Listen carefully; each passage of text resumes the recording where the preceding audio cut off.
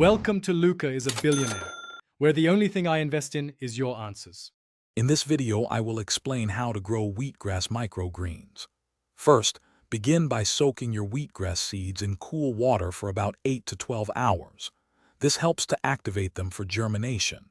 After soaking, make sure to drain and rinse the seeds thoroughly. Then, prepare your growing tray by adding a thin layer of organic potting soil. Spread the rinsed seeds evenly across the soil surface, ensuring they are not clumped together.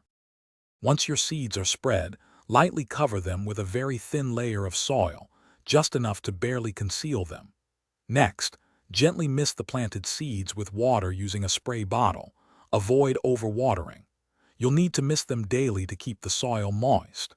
For the initial germination phase, place your tray in a dark location for about 3 to 4 days. This encourages strong root development before exposure to light. After 3 to 4 days in the dark, you should see small sprouts appearing. It's now time to move your tray to a location with indirect sunlight or under a grow light. Continue to water your wheatgrass daily by misting, ensuring the soil remains consistently moist but not waterlogged. You'll notice the wheatgrass growing rapidly, developing vibrant green shoots. This consistent care is key to healthy, robust microgreens. Your wheatgrass microgreens will typically be ready for harvest when they reach a height of 6 to 8 inches, usually within 7 to 10 days after planting. To harvest, simply use a clean pair of scissors to cut the grass just above the soil line. You can often get a second, smaller harvest from the same tray. Enjoy your fresh, nutrient-rich wheatgrass.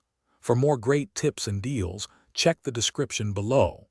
Also, if you're looking for a book that can truly change how you think about money, you'll find a link to *The Simple Path to Wealth* there too. Thanks for watching and please subscribe. It's the best investment you'll ever make.